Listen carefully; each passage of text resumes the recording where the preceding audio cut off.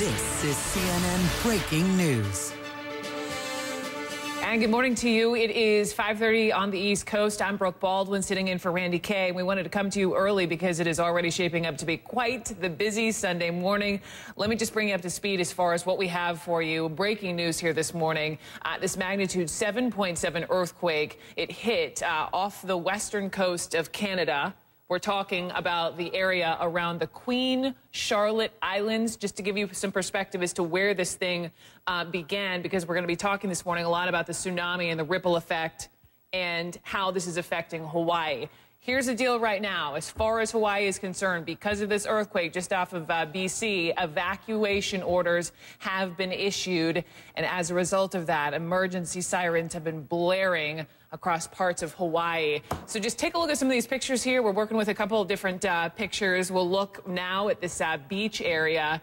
And as we look at these pictures in just a moment here, and here you have, it looks like maybe one of these local reports. We're watching some of the local reports out of Hawaii, and you can see some of the waves coming in. Keep this in mind. You know, if you think of that whole Hollywood mentality of that huge, huge first wave coming in to hit Hawaii, that's not the case here. Experts say it's actually this succession of large waves that could be hitting the islands. We've been watching overnight here. And we should be hearing somewhere between 3 and 7 feet waves that could be slamming into the island for several hours. So forgive me if I just talk live. Okay, let's go ahead and get John Cummings. John Cummings is the Public Information Officer for the Honolulu Emergency Management Center. John Cummings, this is Brooke in Atlanta.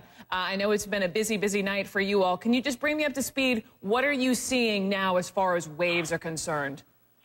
Well, you know, right now on the island of Oahu, we've been into this for about an hour now, and nothing sizable. But again, you know, tsunamis are a fickle science. It could still be the wave that's out on the horizon that we can't see yet that could impact us. So until the Tsunami Warning Center, you know, lets us know definitely that we are out of this, we're still in a warning. We're still in evacuation. It is on hold. I'm hearing that. Hazard situation. I think I am. I'm hearing that. I'm hearing a couple voices in my ear. John, are you still with me? Yes, I am. Okay, so help us understand when we're looking at these different waves, and we're talking about and we're looking at the succession of waves. How high are the waves that you've seen so far? What do you anticipate? Let's call it a worst wave. What a worst wave might look like. You know, the first wave could be just a slow succession where the water completely pulls away from the shoreline. The first wave could be, you know, where a huge wave comes in. It just really depends. It's hard to tell when these waves are going to arrive. What we don't know really is how big they're actually going to be until they're on the shoreline. Okay, so as we're looking again at these pictures, I believe these are pictures from Honolulu. Tell me, just you're there, gauge the concern level for me. I know this is the kind of thing, if you live in Hawaii and perhaps you hear tsunami warnings, you grow sort of accustomed to that. How is concern right now for you? Well, you know, concern is very high, both for, you know, our folks here in emergency management and especially our residents who have not only had to evacuate, but have had to camp out someplace, you know, maybe at a friend's house, maybe at a park someplace, at a refuge center. We're all very concerned. And we have a history of tsunami events impacting us going over the last, 60-plus years. And, you know, on Oahu here, we have 6 people die in 1946. So the hazard is there. The history has shown us this. So we treat this as a very, destructive and dangerous situation. Okay, John Cummings, we appreciate it. We're going to be checking back in with you here through the morning as we continue to watch here the tsunami warning for Hawaii, watching those waves. We've got a number of people that we're going to talk to, people who live there, again, evacuations in place. And we have Bonnie Schneider, who is standing here with me in the studio on this early Sunday, talking about the tsunami. We heard the John Cummings tell me, you know, look, this is something that folks in Hawaii are accustomed to dealing with, but this is certainly on a weekend that is the weekend before Halloween, when you have all these revelers out and about creating quite a mess, I know, on some of these coastal roads, kind of trying to come inland. Not the best situation. No, it's not at all. I mean, the one thing is that it was at night. Had it been during the day, there'd be even more people on the beach and more people in danger. And when there is a tsunami warning, the most important thing to do is to get to higher ground, whether you're in a hotel or whether you're on the beach. You want to get off the beach. You know, I've studied tsunamis, and I know that a lot of people are attracted to going to the beach to see them come in. It's the worst thing that you can do. You want to get to that higher ground because, you know, when you're talking about a tsunami, you're talking not just about a wave, you're talking about a series of waves that come in. And often it's the second, third, or even fourth wave that could be stronger. So it's not an event that just happens once and then it's over, because the water pulls back, takes everything with it, and then comes in again. Now, luckily, so far, the initial reports that we're getting, the waves could have been a lot higher, and they actually were predicted to be even higher than what they were. But keep in mind, it's not over yet until that warning is discontinued. And we're looking now at a radar picture of Hawaii, and you can see all the various islands here as well. You know, this earthquake was so far away, but it was a strong one. Look at the magnitude, 7.7, way up in Canada. And it just goes to show you how the energy can work its way across the ocean from an earthquake. You know, tsunamis are caused by three factors: landslides, volcanoes, and earthquakes. They happen deep in the ocean floor, and it could be a very slight and subtle movement.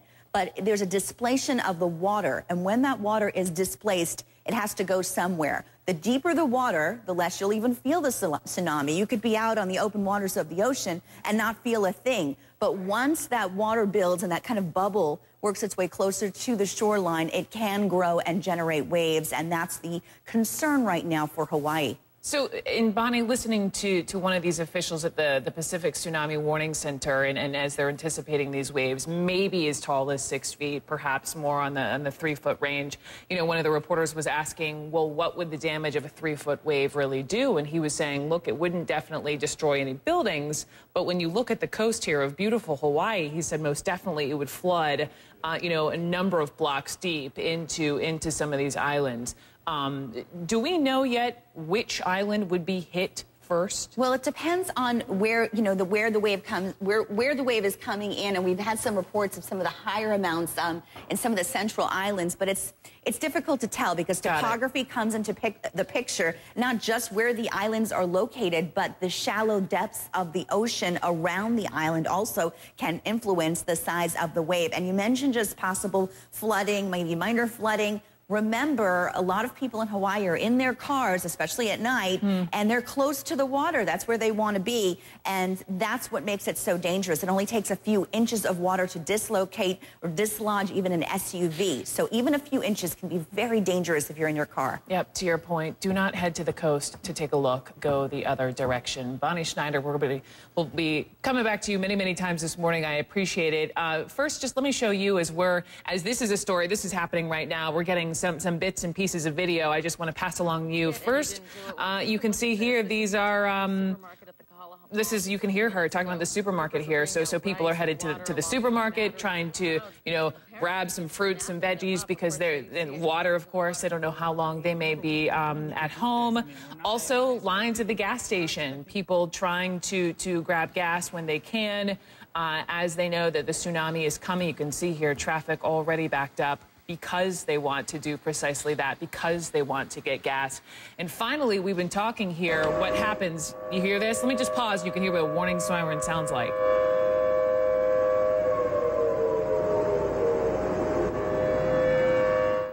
So this is what a lot of people in Hawaii on their Saturday nights were hearing. And when you live in Hawaii, you know exactly what that means. That is a tsunami warning. That means get away from the coastal regions and head inland.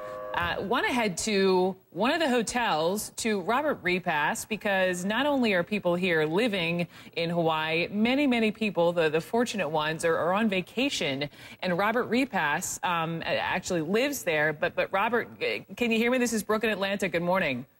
Good morning. Good evening to you, I perhaps is Good better. Good evening, yes. It's still evening here. So tell me, from what I understand, you were, it's the weekend before Halloween, and you were out at a hotel, and tell me what happened. We were at the Marriott Courtyard for our annual Halloween party, and probably an hour and a half into our party, we were evacuated from the hotel. So you were, how did they explain to you? Did you know what was happening? Yeah. Shortly before the party started, we were aware of the tsunami and the warning, and we're just kind of writing it out until we got the final word that we needed to evacuate. Was there a sense, I mean, how long have you been in Hawaii, Robert? I've been here 4.5, almost 5 years. Is there, you know, being a resident of Hawaii, is there any kind of panic? I mean, from what I can tell, just listening to some of the local reports, while I was talking to an emergency management official who said, yes, concern is high. I'm not hearing panic. Is that correct? No. The state and county of Kauai do a very good job of preparing everybody, and there's really not a state of panic in a situation like this. We're very prepared and very orderly. You know, traffic gets backed up, the gas stations get backed up a little bit. No really panic of any sort.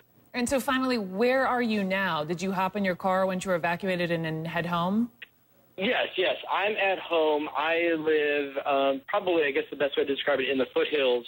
And we're very safe where we live. And some of my friends from the party are here. And I guess you could say we're having a little tsunami party.